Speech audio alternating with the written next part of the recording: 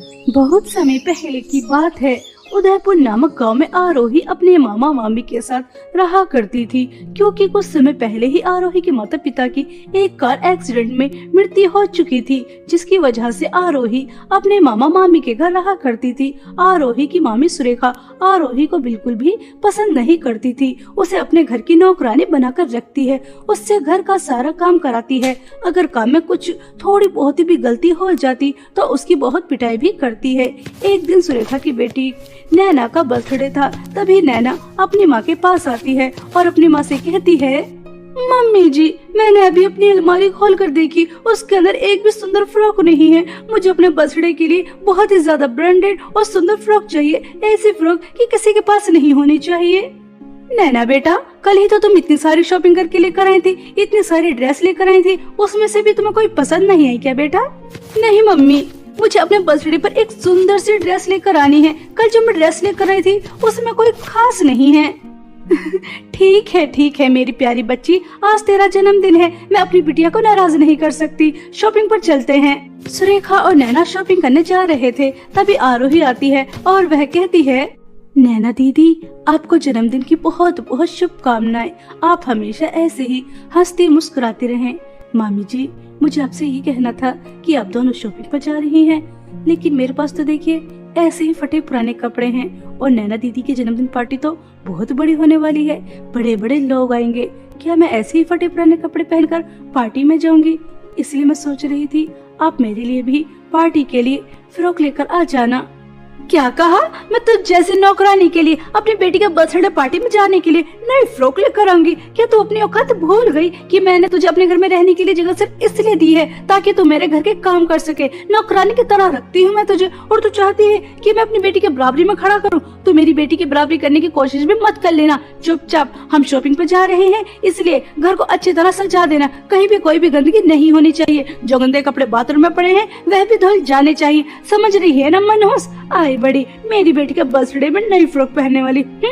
वैसे मम्मी जी, आपने इस नौकरानी को अपने सर पे चढ़ा के रखा है, इसकी हिम्मत तो देखो, अपने लिए नई फ्रॉक मांग रही है। अभी तो आपने सिर्फ पुराने कपड़े दिए थे। मैं तो कहती हूँ मम्मी जी, आप इसे धक्के मारकर घर से निकाल दो। जब भीख मांगेगी ना तब इसे अक्ल आएगी कि घर की छत क्या होती है। इसे हमने रहने के लिए छत दे रखी है, इसके लिए कितनी काफी है। नौकरानी आज मेरे बर्थडे वाले दिन मेरा सारा मूड खराब कर दिया। चलो मम्मी, हमें शॉपिंग पे जाना है, देर हो गई। बेचारी आरोही सुरेखा और नैना की बातें सुनकर बहुत ज्यादा दुखी होती है और रोते हुए अपने काम में जुट जाती है। आरोही पूरे घर की बहुत अच्छी सफाई कर देती है, जो कपड़े गंदे थे उन्हें धो देती है, इस्त्री भी कर देती है, जो भी काम था वह सब कर देती है। आरोही भूखी थी, इतना सारा काम कर कर वह थक जाती है और उसकी आंखें लग जाती हैं। तभी किचन में एक बिल्ली आती है और वह सारा दूध बखेर कर चली जाती है, जिस वजह से घर के अंदर दूध ही दूध हो जाता है। कुछ समय बाद सुरेखा और नैना शॉपिंग कर कर वापस आती हैं और घर में गंदगी देखती हैं तो सुरेखा आग बबूला हो जाती है और जोर जोर से आरोही को आवाज लगाकर अपने पास बुलाती है। ओ मनहूस, आरोही कहाँ मर गई? घर के अंदर कितनी गंदगी कर रखी है, चारों तरफ दूध ही दूध है। आज मैं तेरी अच्छी तरह खबर लेती हूँ, घर में मेहमान आने वाले हैं और घर देखो कैसा गंदा पड़ा है। मनहूस कहाँ मर गई? जल्दी मेरे पास आ। सुरेखा की यह आवाज सुनकर आरोही की आंखें खुल जाती हैं और वह घबरा जाती है। तुरंत दौड़ी दौड़ी अपनी मामी के पास आती है। तभी सुरेखा और नैना दोनों मिलकर बेचारी आरोही की बहुत ज्यादा पिटाई करती हैं और उसके बाद उसके बाल खींचते हुए आरोही से कहती है, क्यों री नौकरानी, तुझे मम्मी ने न्यू फ्रॉक दिलाने से मना कर दी तो तू हमसे बदला लेना चाहती है? तूने घर की सफाई नहीं की, घर में मेहमान आने वाले हैं और तू चाहती है इस तरह घर को गंदा देखकर सब लोग हमें बातें बनाए, तो हमारे इंसल्ट कराना चाहती है। तुझे अच्छी तरह से पता है आज मेरा बर्थडे है और घर में मेहमान आने वाले हैं, इसलिए तूने सफाई नहीं की। मम्मी देख लीजिए इस नौकरानी के कितने पर निकल आए हैं। नहीं नैना दीदी, आप गलत समझ रही हैं। मैंने तो घर की सफाई कर दी थी, पता नहीं यह फर्श कैसे गंदा हो गया। मैं दोबारा से साफ कर दूंगी, आप गुस्सा मत कीजिए। मनहूस, जल्दी से अपना काम खत्म कर और उसके बाद तू मेरी बेटी के बर्थडे पार्टी में सबको कोल्ड ड्रिंक सर्व करेगी और तुझे खाने के लिए केक भी नहीं मिलेगा। और ये शाम को जो तुझे हमारे आगे का बचा कुचा खाना मिलता था ना, वह भी नहीं मिलेगा। भूखी रहेगी, यही तेरी सजा है। मगर मामी जी मेरी तो कोई गलती भी नहीं है, फिर आप मुझे इतनी बड़ी सजा क्यों दे रही हैं? सुबह से मैंने कुछ नहीं खाया, मैं भूखी हूँ और आप मुझे आज भी खाना नहीं देंगी और इतना सारा काम। मामी जी मेरे ऊपर इतना जुल्म तो मत कीजिए, मेरे ऊपर थोड़ा तो रहम कीजिए, मैं भी सफाई कर देती हूँ, मैं कह तो रही हूँ मामी जी। सुरेखा आरोही की एक नहीं सुनती। बेचारी आरोही दोबारा से घर की सफाई करती है, इसी तरह भूखी प्यासी रोती रहती है। नैना की जन्मदिन पार्टी शुरू हो जाती है। नैना बहुत सुंदर फ्रॉक पहनकर केक काटने आती है। सभी मेहमान भी आ जाते हैं। आरोही उन्हीं फटे पुराने कपड़ों में सबको कोल्ड ड्रिंक सर्व कर रही थी और सबको केक खाता हुआ, पिज्जा, बर्गर यह सब खाते हुए देखकर वह बहुत रोती है, क्योंकि उसे तो खाने के लिए कुछ भी नहीं मिल रहा था। पार्टी खत्म होने के बाद आरोही दोबारा से सफाई करती है, गंदे बर्तन साफ करती है और पानी पीकर सो जाती है और अगले दिन भूखे पेट दोबारा से अपने काम में जुट जाती है, यह आस लेकर कि आज शाम को तो उसे अपनी मामी के आगे का बचा कुचा खाना मिल ही जाएगा। सुरेखा के पास पड़ोस की एक औरत आती है और वह सुरेखा से कहती है, सुरेखा बहन, आपको पता है हमारे गांव में जो महल बंद था उसकी महारानी आई है अपने बेटे के साथ। वह इस गांव की सभी लड़कियों को अपने महल बुलाना चाहती हैं, क्योंकि वह अपने बेटे राजकुमार विराट का इस गांव की सुंदर लड़की से विवाह कराना चाहती हैं। क्या सच में सुमित्रा बहन? आपको पता ही है कि मेरी बेटी नैना तो कितनी ज्यादा सुंदर है। रानी को अपने बेटे के लिए तो मेरी बेटी ही पसंद आएगी। नैना और राजकुमार विराट की शादी मुझे तो सोच सोचकर बहुत खुशी हो रही है। मेरी बेटी रानी बन जाएगी, रानी। हाँ, ये बात तो सच है कि तुम्हारी बेटी सुंदर है, लेकिन तुम्हारे घर की जो नौकरानी है आरोही उससे ज्यादा सुंदर नहीं है। कितनी सुंदर है, फटे पुराने कपड़ों में इतनी सुंदर लगती है। अगर उसे कोई न्यू ड्रेस पहना दी जाए तो राजकुमारी से कम नहीं लगेगी। कह देती हूँ। नहीं, बिल्कुल भी तो नहीं है ऐसा। मेरी बेटी से ज्यादा सुंदर वह नौकरानी हो ही नहीं सकती। तुम्हारी आंखें खराब हैं, अपनी आंखें चेक करा लो। ऐसा कहकर सुरेखा सुमित्रा को भगा देती है। सुमित्रा और सुरेखा की यह सारी बातें आरोही सुन लेती है। तभी वह मन ही मन में बहुत खुश होती है। आंटी जी कह रही थी महारानी ने इस गांव की सभी लड़कियों को बुलाया है, फिर तो मैं भी जा सकती हूँ। राजमहल में कितने अच्छे अच्छे पकवान होंगे। मामी जी ने तो कल से मुझे खाना दिया ही नहीं है, तो मैं वहीं जाकर अपना पेट भरकर खाऊंगी। मगर कैसे जा सकती हूँ? मेरे पास तो कोई अच्छी फ्रॉक भी नहीं है। नहीं, मैं नहीं जा सकती। मुझ जैसी अनाथ की किस्मत में राजमहल जाना कहाँ लिखा है?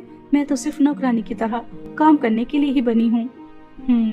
ऐसा सोचकर आरोही उदास हो जाती है। वहीं दूसरी तरफ सुरेखा और नैना पूरी तैयारी कर रही थी राजमहल जाने के लिए। सुरेखा अपनी बेटी के लिए बहुत ही ज्यादा महंगी और ब्रांडेड फ्रॉक लेकर आती है, जिसे पहनकर नैना और भी ज्यादा सुंदर लगे और राजकुमार विराट की नजर नैना से हटे ही ना और राजकुमार विराट नैना को ही अपनी राजकुमारी बनाए। नैना बहुत सुंदर फ्रॉक पहनकर अपनी माँ के साथ राजमहल जाने के लिए निकल ही रही थी। तभी बहुत हिम्मत कर आरोही अपनी मम्मी के पास आती है और उनसे कहती है, मामी जी, महारानी ने सभी लड़कियों को अपने महल में बुलाया है, तो क्या आप मुझे भी अपने साथ ले जा सकती हैं?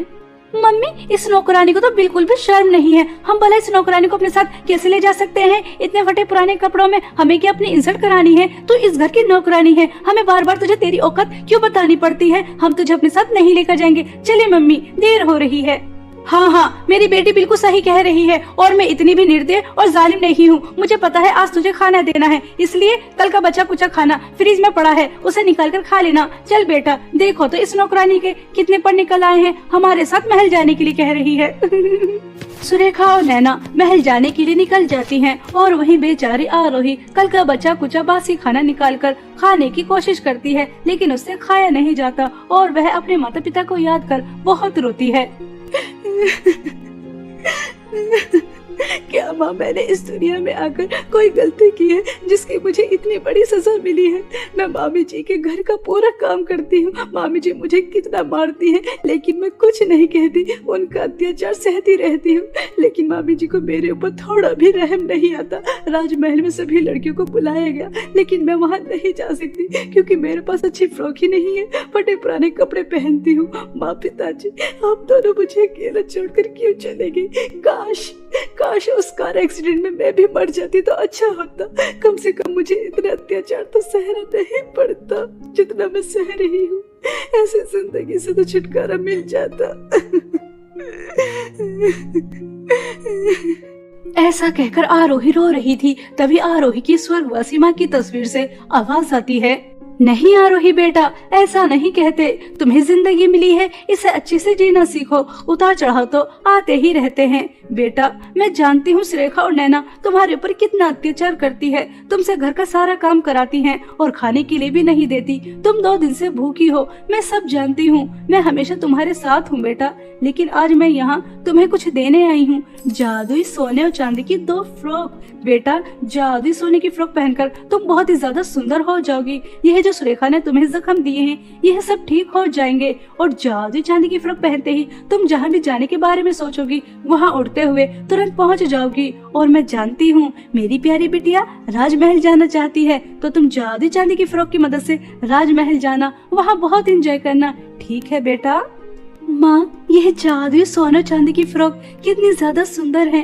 आपका बहुत बहुत धन्यवाद मेरी मदद के लिए। अब मैं राजमहल भी जाऊंगी, एंजॉय भी करूंगी, सिर्फ आपकी वजह से। माँ से अच्छा तो कोई और हो ही नहीं सकता। आरोही अपनी माँ की दी हुई जादुई सोने और चांदी की फ्रॉक लेकर बहुत खुश होती है और जैसे ही जादुई सोने की फ्रॉक पहनती है तो वह बहुत ही ज्यादा सुंदर हो जाती है, जैसे कोई सुंदर परी हो। और उसके जितने भी जख्म होते हैं वह सब ठीक हो जाते हैं। उसके बाद आरोही जादुई चांदी की फ्रॉक पहनती है और वह राजमहल जाने के बारे में सोचती है। तभी आरोही उड़ते हुए राजमहल पहुँच जाती है। राजमहल में जितने भी लोग थे वह सब आरोही को देखकर चौंक जाते हैं। ऐसी सुंदर लड़की उन्होंने आज से पहले कभी नहीं देखी थी। और महारानी और उनके बेटे राजकुमार विराट को भी आरोही बहुत ज्यादा पसंद आती हैं। तभी महारानी एक अनाउंसमेंट करती हैं, हमने इस पार्टी का आयोजन जिस मकसद के लिए किया वह पूरा हो चुका है। हम अपने बेटे राजकुमार की शादी इस सुंदर लड़की से कराना चाहते हैं जिसने व्हाइट फ्रॉक पहनी है। बेटा, आपका क्या नाम है? महारानी सुजैन, मेरा नाम आरोही है। आरोही का नाम सुनते ही सुरेखा और उसकी बेटी चौंक जाती हैं और उन्हें पता चल जाता है कि यह सुंदर लड़की और कोई नहीं बल्कि आरोही है। दोनों के पैरों तले जमीन खिसक जाती है। तभी आरोही अपनी मामी के पास जाती है और उनसे कहती है, मामी जी, आपने कितनी कोशिश की कि राजकुमार विराट को आपकी बेटी पसंद आ जाए, लेकिन देखो नियति को तो कुछ और ही मंजूर था। अब राजकुमार विराट से मेरी शादी हो रही है, मैं रानी बनने वाली हूँ। मैं चाहूँ तो आपने मेरे ऊपर जितना जुल्म और अत्याचार किया उसकी कड़ी से कड़ी सजा दिलवा सकती हूँ, लेकिन मैं तुम्हारी तरह नहीं हूँ। मगर तू हमें ये तो बता, तेरे पास इतनी सुंदर चांदी जैसी दिखने वाली फ्रॉक कहाँ से आई? मुझे मेरी माँ ने जादुई सोने और चांदी की फ्रॉक दी। सोने की फ्रॉक से मैं इतनी ज्यादा सुंदर हो गई और सारे जख्म ठीक भी हो गए और जादुई चांदी की फ्रॉक से मैं यहाँ आ गई। ऐसा कहकर आरोही राजकुमार विराट के पास चली जाती है और दोनों माँ बेटी घर वापस आ जाती हैं। तभी सुरेखा अपनी बेटी से कहती है, नैना बेटा, वह जादुई सोने की फ्रॉक उस मनहूस ने यहीं कहीं छुपाई होगी, जरा अच्छे से ढूंढ। अगर तू उसे पहनेगी तो तू कितनी ज्यादा सुंदर हो जाएगी। और मनहूस बता रही थी कि जादुई सोने की फ्रॉक से कितनी भी धन दौलत मांग सकते हैं। जल्दी ढूंढ बेटा, जल्दी उस जादुई सोने की फ्रॉक को। इस तरह दोनों माँ बेटी जादुई सोने की फ्रॉक ढूंढ रही थी और कुछ ही समय में उन्हें जादुई सोने की फ्रॉक मिल भी जाती है, जिसे देखकर दोनों माँ बेटी बहुत ज्यादा खुश होती हैं। सुरेखा अपनी बेटी को उसे पहनने के लिए कहती है और जैसे ही नैना वह जादुई सोने की फ्रॉक पहनती है तो वह बहुत ही ज्यादा बदसूरत हो जाती है और वह बहुत ज्यादा गरीब भी हो जाती है। दोनों माँ बेटी अब सड़क पर भीख मांगने लगती है। उन्हें उनके लालच और बुरे कर्मों की सजा बहुत अच्छी तरह मिल जाती है। और वहीं दूसरी तरफ कुछ ही दिनों में आरोही की शादी राजकुमार विराट से हो जाती है। आज आरोही अपनी माँ की दिए हुए जादुई सोने और चांदी की फ्रॉक की मदद से राजकुमार विराट के साथ एक हंसी खुशी जीवन बिताती है। बहुत समय पहले की बात है। किशोर नगर नामक गांव में अंजलि अपने भाई सुमित और भाभी उर्मिला के साथ रहती थी। अंजलि जब 10 वर्ष की थी तब उसके माता पिता की एक दुर्घटना में मृत्यु हो जाती है। अब अंजलि 16 वर्ष की थी। तब से लेकर आज तक सुमित ने अपनी बहन को बहुत लाड प्यार से पाला था। सुमित और उर्मिला का भी अपना एक बेटा था, जुगनू। एक दिन अंजलि अपने भाई से कहती है, भैया आज मुझे हमारे गांव का जो सबसे अच्छा मॉल है वहाँ से शॉपिंग करनी है। हाँ हाँ, क्यों नहीं मेरी प्यारी बहन, चलो अभी चलते हैं। उसके बाद मुझे एक जरूरी काम से बाहर जाना है। ऐसा कहकर सुमित अपनी बहन को शॉपिंग कराने के लिए मॉल ले जाता है। अंजलि बहुत सुंदर सुंदर ड्रेस खरीदकर घर आ रही थी। तभी उनकी कार का एक्सीडेंट हो जाता है। सुमित की तुरंत मृत्यु हो जाती है और अंजलि को छोटी मोटी चोटें आती हैं। सुमित की मृत्यु के बाद अंजलि की पूरी जिंदगी उलट पुलट हो जाती है। उर्मिला अंजलि के पास आती है और उससे कहती है, मुझे तो पहले से ही मनहूस लगती थी। बचपन में ही अपने माँ बाप को खा गई और अब मेरे पति को खा गई। मेरे बच्चे को अनाथ कर दिया। हमसे दूरी रहा कर, कहीं तो हम दोनों को भी न खा ले। भाभी, भैया के जाने का दुख मुझे भी बहुत है। कृपया करके मुझे इस तरह से परेशान तो मत कीजिए। भाभी, एक्सीडेंट के दौरान मुझे बहुत चोट लगी थी। मेरा हाथ और पैर में बहुत दर्द हो रहा है। मुझे दवाई दिला दीजिए। अब मुझे ज्यादा ड्रामा करके दिखाने की कोई जरूरत नहीं है। चुपचाप किचन में जो बर्तन पड़े हैं उन्हें साफ कर, गंदे कपड़े पड़े हैं उन्हें धो और उसके बाद पूरे घर में झाड़ू लगाकर सफाई कर। एक भी दिन का मुझे दिखाई देना नहीं चाहिए। मनहूस। भाभी, मैं आपसे कह रही हूँ, मेरे हाथ और पैर में दर्द हो रहा है और आप मुझसे इतना सारा काम कराने के लिए कह रही हैं। मैं कैसे कर पाऊंगी? मुझसे नहीं हो पाएगा। भाभी, कृपया करके मेरे ऊपर इतना जुल्म तो मत कीजिए। भैया को गए हुए 3 दिन हो गए और 3 दिन से आपने मुझे कुछ खाने के लिए भी नहीं दिया और आज आप मुझसे इतना सारा काम कराने के लिए कह रही हैं। हाँ, 3 दिन हो गए मैंने तुझे कुछ खाने के लिए नहीं दिया। अगर ये सारा काम तूने नहीं किया तो तू भूल जा कि तुझे कभी कुछ खाने के लिए मिलेगा। मेरे पति को तो पहले ही खा चुकी है, अभी भी तेरा पेट नहीं भरा। मनहूस, पता नहीं कितने लोगों को खाकर सांस लेगी। ऐसा कहकर उर्मिला वहाँ से चली जाती है। बेचारी अंजलि 3 दिन की भूखी, ऊपर से हाथ पैर में इतना ज्यादा दर्द। अगर काम नहीं करती तो उसे आज भी कुछ खाने के लिए नहीं मिलता, इसलिए वह इतने दर्द में बर्तन साफ करती है, कपड़े धोती है और पूरे घर की सफाई करती है। और उसके बाद अंजलि को खाने के लिए उर्मिला कल की सूखी रोटी चटनी के साथ देती है। ऐसे ही समय बीत रहा था। इसी तरह उर्मिला अंजलि के ऊपर जुल्म और अत्याचार कर रही थी। एक दिन उर्मिला से मिलने उसकी फ्रेंड आती है और वह उर्मिला से कहती है, उर्मिला, तेरे घर की नौकरानी तो बहुत अच्छी है। पूरे घर को कितनी अच्छी तरह चमका रखा है। काश ऐसी नौकरानी मुझे मिल जाए तो मैं उसे पूरे 20,000 रुपए महीने के दूंगी। मेरे घर की नौकरानी मेरे घर की बिल्कुल भी अच्छी सफाई नहीं करती। उर्मिला अपनी फ्रेंड की बातें सुनकर खुश हो जाती है। उसे 20,000 रुपए का लालच आ जाता है। तभी उर्मिला अंजलि को अपने पास बुलाती है और अंजलि की तरफ इशारा करते हुए अपने फ्रेंड से कहती है, देखो दिव्या, ये रही मेरे घर की नौकरानी। तुमने अभी कहा था ना, अगर मेरी नौकरानी तुम्हारे घर काम करेगी तो तुम उसे 20,000 रुपए तनख्वाह दोगी। फिर तो तय रहा, आज से मेरे घर की नौकरानी तुम्हारे घर काम करेगी। ठीक है, लेकिन मुझे 20,000 रुपए एडवांस चाहिए।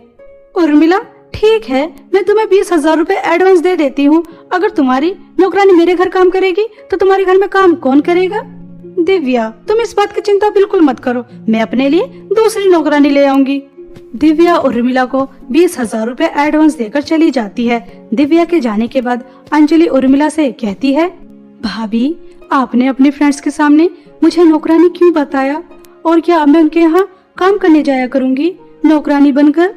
हाँ, अब तो दिव्या के यहाँ काम करने जाया करेगी और घर का भी सारा काम तू ही करेगी। ये मत सोचना कि तुझे यहाँ से छुटकारा मिल जाएगा। सुबह 4 बजे उठकर तू पूरे घर की सफाई करेगी और 6 बजे दिव्या के घर जाकर पूरे दिन उसका काम करेगी और शाम को आकर खाना भी तू ही बनाएगी। मैं तुझे चैन की सांस नहीं लेने दूंगी। भाभी, मैं आपके आगे हाथ जोड़ती हूँ, आपके पैर पकड़ती हूँ। कृपया करके मेरे ऊपर इतना जुल्म और अत्याचार तो मत कीजिए। इतना सारा काम कर करके एक दिन मैं मर ही जाऊंगी। भाभी, मैं पूरे घर का काम कर तो रही हूँ, मुझे दिव्या आंटी के यहाँ काम करने के लिए मत भेजिए। अंजलि उर्मिला के सामने बहुत रोती है कि वह दूसरों के घर में उसे झाड़ू पोंछा करने के लिए ना भेजे, लेकिन उर्मिला अंजलि के ऊपर जरा भी तरस नहीं खाती। बेचारी अंजलि सुबह 4 बजे उठकर पहले घर का सारा काम करती और उसके बाद दिव्या के यहाँ काम करने जाया करती। ऐसे ही 1 महीना बीत गया। इतना ज्यादा काम कर करके अंजलि के हाथों में छाले पड़ गए। एक दिन अंजलि उर्मिला से कहती है, भाभी, मैं घर का सारा काम करती हूँ और काम करने के लिए बाहर भी जाती हूँ। इतना ज्यादा काम कर करके मेरे हाथों में छाले पड़ गए। आज दिव्या आंटी के यहाँ बहुत सारे गेस्ट आने वाले हैं। आप उनसे मना कर दीजिए कि मैं आज काम करने नहीं आऊंगी। अगर मैं आज काम करने गई तो मेरे हाथ के छाले फूटकर नासूर बन जाएंगे। भाभी, आप अपने फ्रेंड से फोन कर मना कर दीजिए ना। अंजलि की बातें सुनकर उर्मिला को बहुत गुस्सा आता है और वह अंजलि के एक थप्पड़ मारकर उससे कहती है, क्यों मनहूस, उसके यहाँ गेस्ट आ रहे हैं और वह अपने गेस्ट हाउस की सफाई कराना चाहती है। अगर तू आज काम करने नहीं जाएगी तो आज के बाद तुझे अपने घर काम करने नहीं बुलाएगी और मुझे जो 20,000 रुपए महीने के मिलते हैं वो नहीं मिलेंगे और मैं ये बर्दाश्त नहीं करूंगी। चुपचाप काम करने के लिए जा। तेरे हाथ में छाले हैं चाहे कुछ भी, मैं कुछ नहीं जानती। अंजलि उर्मिला के पास बहुत आस लगाकर आई थी कि वह अपने फ्रेंड को फोन कर मना कर देगी, लेकिन उर्मिला को तो 20,000 रुपए का लालच था। उसे 20,000 रुपए के सामने अंजलि के हाथों के छाले नजर नहीं आ रहे थे। अंजलि अपनी माँ की तस्वीर के सामने बहुत रोती है।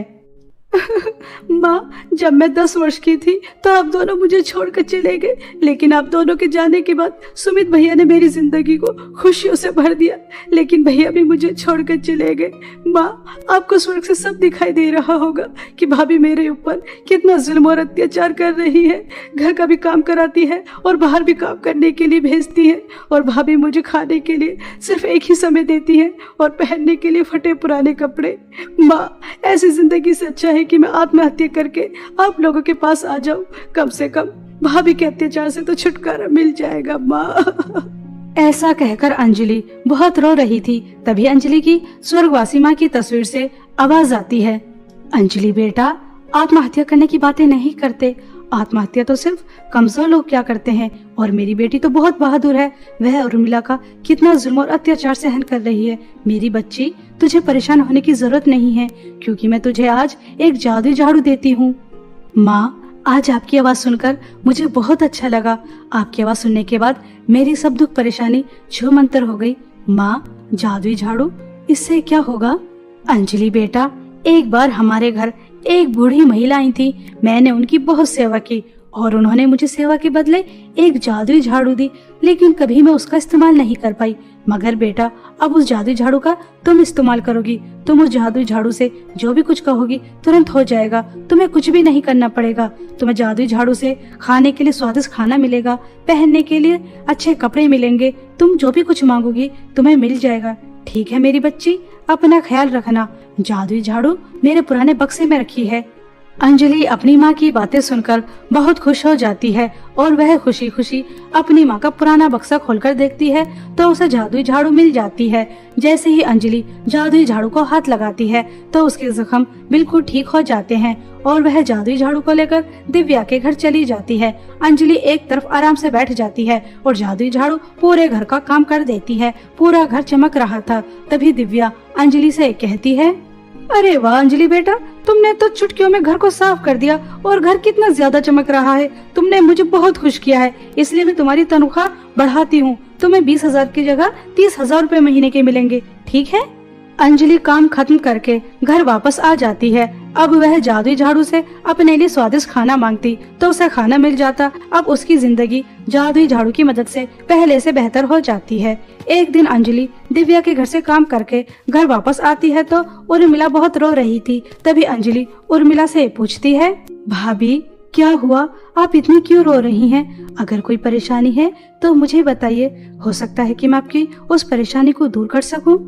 तो मनहूस मेरी परेशानी को हल नहीं कर सकती क्योंकि मुझे 5 लाख रुपए की जरूरत है।